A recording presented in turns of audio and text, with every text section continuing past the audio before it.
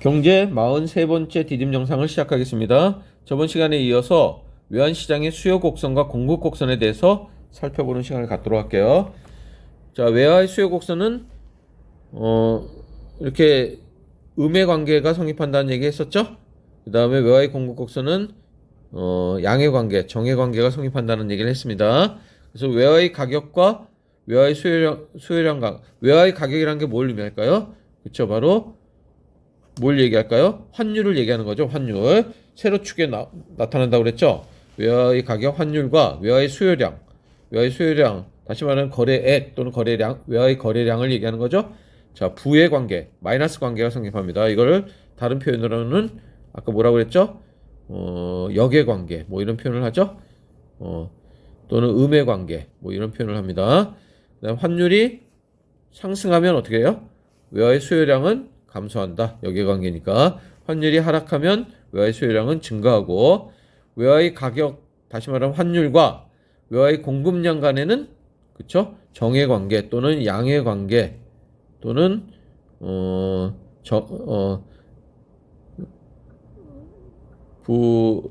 양의 관계, 정의 관계, 이런 관계가 성립한다는 걸 기억해 주시면 되고, 플러스죠? 플러스. 그래서 환율이 상승하면 외화의 공급량은 증가하고, 환율이 하락하면 외화의 공급량은 감소하고, 이렇게 그래프가 이런 모양이 된다는 걸 얘기했습니다. 자, 그 다음에 균형 환율이 결정되는 거 어떻게 결정되는지 한번 볼게요. 자, 외환의 수요 곡선과 공급 곡선이 교차하는 점에서 요 3번 점에서 결정되는 거죠.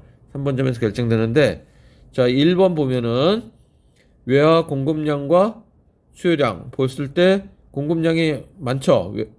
그러면은 초과 공급이 발생하니까, 자, 환율이 어떤 방향이 될까요? 초과 공급이니까 떨어지겠죠? 가격이 떨어지겠죠? 자, 외화 많아지면은 가격은 떨어지는 거죠. 그러니까 환율이 하락하고, 그 다음에 2번 보면, 자, 이렇게 외화 수요량이 공급량보다 많으면은, 자, 초과 수요가 발생하겠죠, 이만큼. 자, 사려는 사람이 많으니까 당연히 가격은 올라가겠죠? 자, 외화의 가격이 환율이라고 그랬죠? 그러니까 환율이 상승하게 된다. 그래서 요 3번 점에 이르렀을 때 외화 공급량과 수요량이 같게 되겠죠? 그래서 여기서 균형 환율이 결정된다 라고 얘기할 수 있습니다. 그래서 좀 더 알아보게 하면, 자, 환율은 어떻게 결정되나 했는데 외화의 수요와 공급에 의해서 결정된다 이렇게 얘기했습니다. 그래서 외화의 수요 요인과 공급 요인이 뭐가 있는지를 아는 것이 중요하겠죠. 그래서 수요가 증가하는 경우, 해외 여행이 증가하는 경우, 자, 돈 많이 쓰려고 하는 거죠. 수입이 증가하는 경우, 국내 주식을 매도하는 경우, 판다는 얘기죠.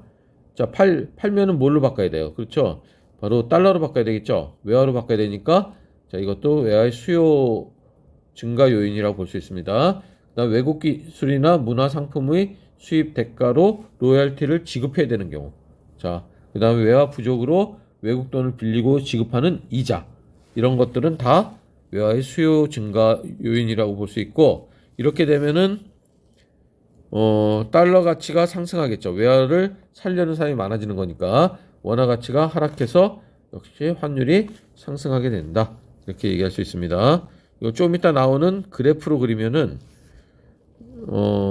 여기가 환율 가격이고 여기가 거래량이니까, 자, 이 수요 곡선이 증가는 무조건 오른쪽이죠. 오른쪽으로 이동하니까, 자, 환율이 어떻게 되고 있어요? 그렇죠? 증가하고 있다. 이렇게 표현할 수도 있는 거죠. 그 다음에 외화 공급 증가, 수출이 증가한다든지, 외국인이 국내 주식을 산다든지, 이러면은 달러를 갖고 와서 사겠죠. 그러니까 국내로 달러가 들어오겠죠. 외국 관광객이 증가하는 경우 다 마찬가지고, 해외 투자 기업이 역시 달러를 갖고 우리나라 들어오겠죠. 국내 수익금 송금하는 경우, 그 다음에 해외 투자 기업이 국내 수익금을 송금하는 경우 달러가 들어오겠죠. 그러면은 달러가 많아지니까 달러 가치가 하락하고 원화 가치는 상승하고, 그렇게 되면 환율이 하락하게 된다. 이렇게 얘기할 수 있겠네요. 그래서 자, 물가 통화량 금리 요인을 보면 인플레이션이 일어나면 어떻게 될까요? 수출품 가격이 상승하겠죠. 그래서 수출이 감소하고 수입이 증가해서 자, 그렇게 돼서 외화 수요가 증가해서 환율이 상승하게 된다. 통화량이 증가하면은 어떻게 될까요? 원화 가치가 하락하게 되죠. 원화 가치가 하락하면은 달러 가치는 상대적으로 높아지겠죠. 그래서 환율이 상승한다. 달러 가치와 환율은 같은 방향이죠. 그다음에 국내 금리가 하락하되면은 자, 국내에 투자했던 사람들이 해외로 돈을 빼가겠죠. 외화의 해외 유출이 많아지면서 환율이 상승하게 된다. 자, 이렇게 얘기할 수 있습니다. 자, 좀 더 알아보기 두 번째, 구매력 평가설이라는 게 있습니다. 구매력 평가설은 한 나라의 화폐는 모든 나라에서 동일한 수량의 재화를 구입할 수 있어야 한다는 환율 결정 이론이고, 환율은 양국 화폐가 가지는 구매력의 비율에 의해서 결정된다는 거죠. 그래서 한 개의 물건에는 한 개의 가치가 있다라는 거. 이거에 따라서 여러 나라에서 통용되고 있는 어떤 상품을 각 나라에서 얼마만큼의 가치로 통용되고 있는지를 측정해서 각국 간의 화폐의 가치를 상대적으로 측정한다는 것. 이게 바로 구매력 평가설이 되겠습니다. 대표적인 것으로 빅맥 지수가 있죠. 자, 이거는 뭐 86년에 나온 굉장히 유명한 그 구매력 평가설인데 전 세계에 빅맥이 다 팔리고 있는 거죠. 그래서 각 나라에서 얼마만큼 팔리고 있는지, 미국에서 3달러로 팔리고 있고 한국에서는 3,000원에 팔리고 있으면은 구매력 평가설이 성립할 경우 환율은 1달러당 1,000원이 적정하다라고 얘기할 수 있다는 거죠. 바로 이런 것이 가능하고, 요 내용은 수업 시간에 탐구 활동을 통해서 한번 직접 우리가 찾아보는 시간을 갖도록 할게요. 자, 환율이 변동하는데 환율은 외환에 대한 수요와 공급의 변화에 따라서 변동하게 된다 라고 얘기할 수 있죠. 그래서 자, 외환의 수요가 증가하면 외환의 수요 곡선이 자, 경제에서 증가는 무조건 오른쪽이라고 그랬죠. 감소는 왼쪽. 그걸 기억해 주고, 그래서 자, 요 내용 중요합니다. 자, 꼭 알아두시기 바랍니다. 외환의 수요가 증가하면 수요 곡선이 오른쪽으로 이동하는 거고, 외환의 수요 감소는 왼쪽으로 이동하는 거죠. 그래서 원인을 보면 자, 이렇게 오른쪽으로 이동시키는 원인, 국내 물가가 상승하면은 어떻게 될까요? 자, 해외에서 수입이 증가하겠죠. 국내 물가가 상승하니까. 그래서 오른쪽에 이동한다. 수입이 증가하는 경우. 그리고 자국민이 해외여행을 많이 가게 되면 역시 돈이 해외로 유출되겠죠. 그게 바로 수요가 증가하는 거라고 그랬습니다. 자, 그 다음에 해외 투자가 역시 증가하는 경우, 이런 경우.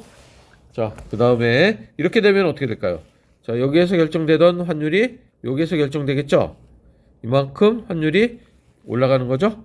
자, 상승하게 되고, 외환의 수요가 감소하게 되면은 자, 국내 물가가 하락하게 되면은 그만큼 수입이 줄어들겠죠. 자, 그래서 수요가 감소하고 수입이 감소하는 경우, 자국민의 해외여행이 감소하는 경우, 해외 투자가 감소하는 경우, 자, 원래 여기서 결정되던 환율이 여기서 결정되니까 이만큼 감소하는 거죠. 환율이 하락하게 된다. 이렇게 얘기할 수 있습니다. 자, 요것과 관련된 문제 좀 많이 풀어보기 바랍니다. 그 다음에 공급 측을 보면은 외환의 공급이 증가하면 외환의 공급 곡선이 역시 오른쪽으로 이동하고, 외환의 공급이 감소하면, 공급이라고 해야 되겠네요. 공급이 감소하면 외환의 수요 곡선이 왼쪽으로 이동한다. 자, 그래서 공급이 증가하는 경우에는 이렇게 되는 경우고, 감소하는 경우는 이렇게 되는 경우다. 자, 원인을 보면, 자, 공급 측은 뭐라고 했습니까? 그쵸. 우리나라로 외화가 들어오는 경우, 유입되는 경우를 얘기하는 거죠. 어떻게 되면은 유입되는지를 생각해 보면 되는 거죠. 수출이 잘 되면 외화가 들어오겠죠. 그다음에 국내 물가가 하락하게 되면은 역시 외화가 증가하는 경우라고 볼 수 있겠죠. 증가하는 경우. 국내 물가가 하락하게 되면은 그만큼 왜 이게 수출 증가 외화가 증가하는 경우라고 볼 수 있죠. 그렇죠. 이게 바로 수출 증가에 영향을 미치기 때문에 그런 거죠. 그 다음에 외국인의 국내 관광이 증가하는 경우. 자, 얘가 들어오겠죠?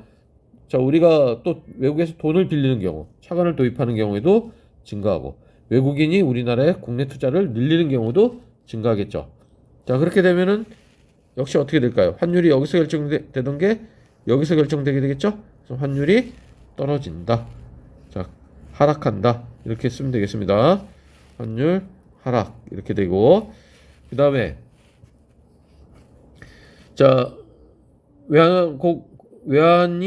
외환의 공급이 감소하는 경우는 자, 그만큼 우리나라 들어오는 외화가 줄어드는 경우를 얘기하는 거죠. 수출이 줄고 국내 물가가 상승하고 외국인의 국내 관광이 감소하게 되고 차관을 도입하던 것이 줄어들고 그다음에 외국인의 국내 투자가 줄어들고 이런 경우를 들 수 있고 그렇게 되면 결국 어떻게 될까요? 자, 이렇게 상승하게 되죠. 환율이 상승하게 된다. 자, 이렇게 얘기할 수 있겠네요.